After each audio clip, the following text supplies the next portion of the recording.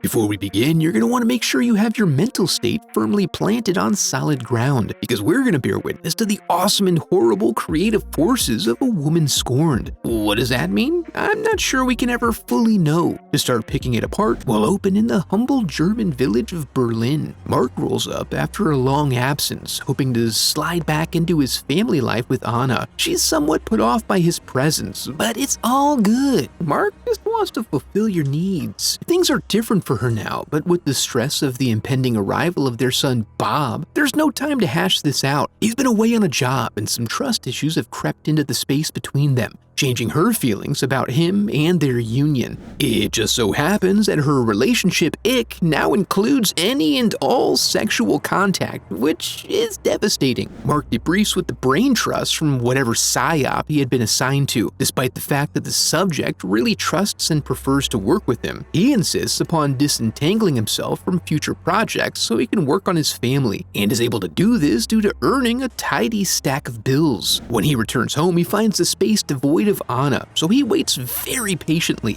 So patiently that he wakes up on the floor to the ringing phone.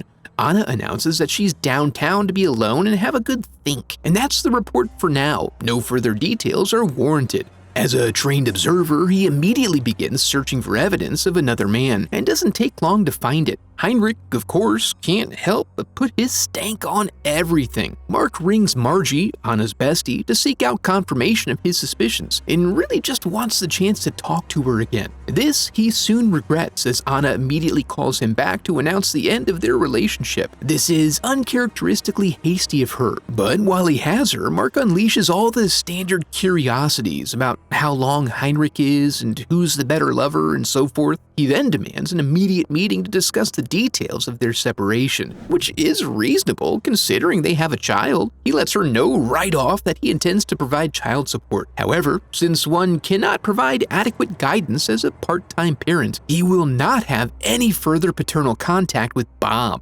Things become predictably emotional from here, and the end result involves Mark throwing a full-on hissy fit of a magnitude that requires all nearby men to dogpile him. When we find him again, he's a dirty and unkempt little moisty, a prisoner of his fear of rejection, and victim to intermittent ghostly ejaculations. When housekeeping arrives, he's able to confirm he's been in this state for 3 weeks. This is the exact right amount of time for full healing, which is why he immediately returns and takes control after finding Bob left at home alone for some time. When Anna returns, he declares that he's now taking over, and if she wants to have a place to live, she'll have to cut things off with Heinrich. But sudden dumps can be a shock to the body, which he understands, so he lays her down for a nap. When he wakes up again, Heinrich is on the phone confirming that Anna will be staying with him from now on. Mark immediately calls Margie to get some additional information on Heinrich, specifically his phone number. And when he calls, some old biddy explains that she hasn't seen Anna around in weeks, although she does miss her face. This is the first indicator that something unusual is afoot.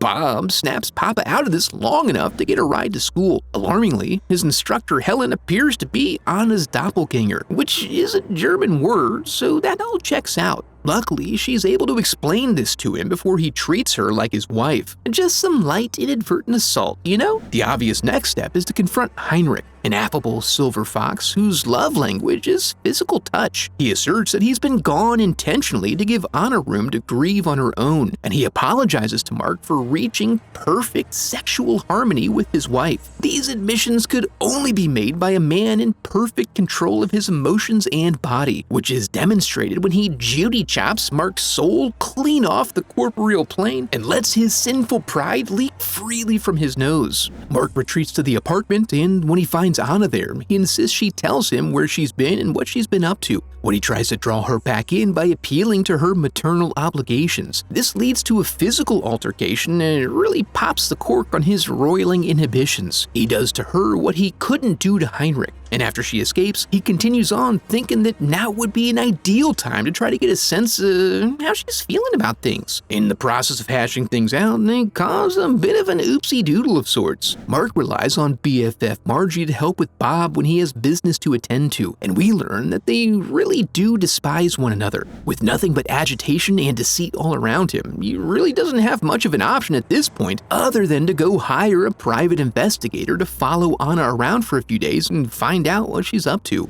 Anna, continuing to come and go as she pleases, arrives back at the apartment the next day to construct some loose meat sandwiches. Despite the potential benefit to him, Mark still can't keep out of the way nor keep from pestering her. He is consumed by the need to figure out why he repulses her and why she can't answer these questions for him. What could she possibly have going on outside their home? Her answer comes in the form of kissing her neck with the carving knife. This gives him a prime opportunity to exhibit his nurturing side by tenderly dressing her wound. And then, when no one's watching, he sneaks off into the kitchen to do a quick check to make sure he's not cake. Sometime after, we find Anna running some simple errands, now with a fresh tail. Unfortunately, there's not much of interest going on here. She's just getting some groceries and delivering potassium to the local boxcar tomcats. And the area is so sparsely populated, he has a hell of a time remaining inconspicuous, eventually giving up all pretense. After pondering his next move over a light snack, he decides to just dive in and push his luck, aggressively insisting he be let into the flat. He claims to be from building management, checking on a complaint of a broken window. His presence and frenetic inspection drive her into a manic state. As he finishes his rounds, he comes across something chilling in the corner, just oozing and vibing out, as he soon also does, oozes rather than vibes, when Anna uses a broken bottle to pop his shit wide open. Back at the apartment, Helen arrives to conduct an impromptu parent-teacher conference, and Mark enlists her help with the totally normal and standard school activity of bathing her student. You see, they have a gentleman caller in the form of Heinrich. He's beginning to lose his cool a bit over Anna's aloofness and lack of availability to him. The idea that some other bloke may be out there fulfilling her sexual needs has him beside himself, since what they had was so beautiful. Who better to ask about it than the husband, right? Feeling a bit more calm and self-assured now, Mark returns to find Helen in there giving it away for free in terms of the nurturing and cleaning and whatnot. What she actually came here for was to discuss the fact that Bob wakes up from his nap time screaming on most days. Mark suggests this is related to the unstable nature of women, you know? But despite his commitment to red pill philosophies, she soon has him eating from her hand like a little fawn, and they agree to lay together through the night in case Bob wakes up, which he does. So she leaves, obviously. After an awkward drop-off, the PI arrives to explain that his lead detective and lover has not been seen since the prior day. He would desperately like to know the address that was reported back to Mark.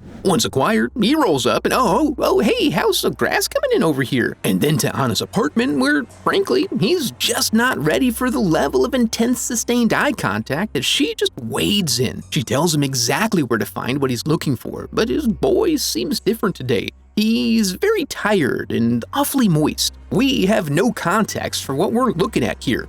He made love to me all night. And news of this ultimate betrayal causes him to pull out. But his eyes are clouded by his tears, and Anna gives the grief-stricken lad a thorough thrashing before lighting his ass up. In our normal cycle now, after getting that release, Anna returns to the apartment where the absurdity begins to ratchet up, as she feels compelled to do some rearranging and organizing. Mark has the clever idea that if things are so great at her other place, why does she always feel compelled to come back? She must have an innate need to find some sort of stability or normalcy to balance her out. Here she explains that inside her are two wolves, the sisters of Faith and Chance. She has lost her faith and turned herself over to chance, a process that is physically represented by this extreme metamorphosis in the subway amidst a variety of fluids. This insight causes a wave of calmness to wash over Mark as things come into perspective. He recognizes now that there's something in her, some sort of disgusting vulgarity that has taken over. Finding a sense of inner peace in this, he resolutely calls Heinrich to provide him with the address of Anna's current location. He then goes to pick up Bob, while Heinrich goes ripping through town on his motorcycle, practically foaming at the mouth from his unrequited lust. The period of respecting her time alone is now over, and he seeks to drag her, kicking and screaming if necessary, to Pleasure Town. But despite his behavioral peacocking, she becomes enamored with something in the next room. He approaches, thinking it's a joke of some sort, but no one's joking when he loses his vision. He stumbles after her, regaining his vision just in time to see the body parts in the fridge. Aghast by this turn of events, he barely notices her, giving him a few little pricks on the chest. only recoiling after a full-depth plunge that results in him staggering off with the strangest boner. In the aftermath, Anna stays behind to spend time with her things, and Heinrich's first instinct is to call Mark, who offers to come meet him at a nearby pub. Mark is very interested in the current manifestation of his lady's new behavior. After catching his breath and letting in some fresh air, he begins the machinations of his grand plan that start by letting the gas run.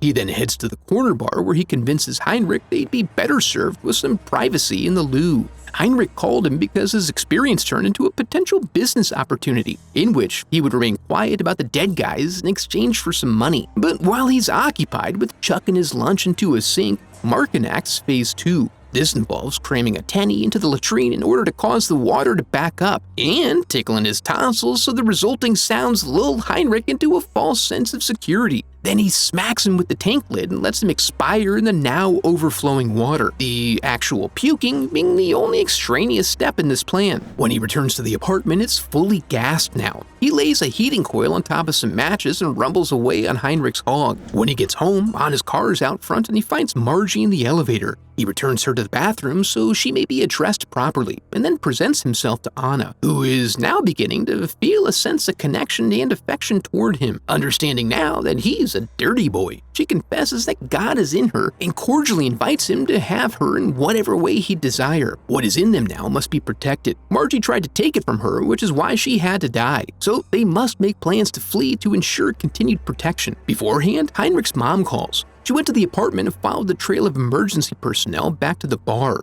She did not identify the body, however, because it was unrecognizable as Heinrich absent his soul, and she's hoping for some help in locating it. Mark delivers Bob to Helen because sometimes parents need to take care of adult business. He arrives at Margie's and follows the rapturous moans to discover Anna is already taking care of adult business and cannot be left alone with her demons for even a moment. Being in a sour mood now, he goes to Heinrich's mother to share the bad news about her boy's soul. With his soul departed, she goes ahead and takes a large dose of something and pieces out. Shortly after, Mark is approached by his old employers. Their subject does not want to work with his replacement and they need him back. Being special agents of a sort, they've been keeping tabs on him and have a general idea of what he's been up to, hoping to leverage this to force him back into their warm bosom. However, he rejects them and immediately goes to see if Anna is done orgasming so they may continue fleeing. But they've beaten him to the punch. He enlists the help of a cabbie to create a diversion for him, but then squanders the diversion by announcing himself before engaging in a little bit of a shootout, in which he takes a couple of rounds to the back.